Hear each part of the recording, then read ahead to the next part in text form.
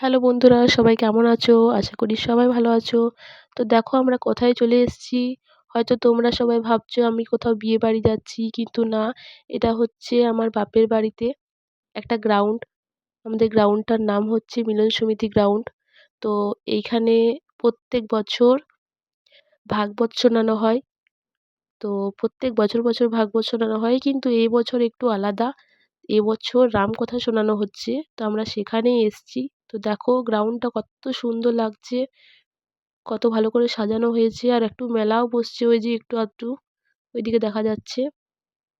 আর এইদিকে চারিপাশটা লাইট দিয়ে সাজানো হয়েছে।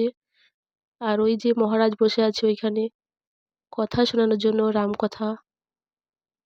তো অনেক লোক হচ্ছে, ভিড় হচ্ছে অনেক, খুব ভালো লাগছে শুনতে। আর এখনো অনেক লোক আসতে বাকি আছে, পুরো গ্রাউন্ডটা ভর্তি হয়ে যায়। তো এই রামকথাটা ৯ দিন হবে। তো চলো তোমাদের সাথে ভিডিওগুলো শেয়ার করব, তোমাদের কেমন লাগছে অবশ্যই জানাবে।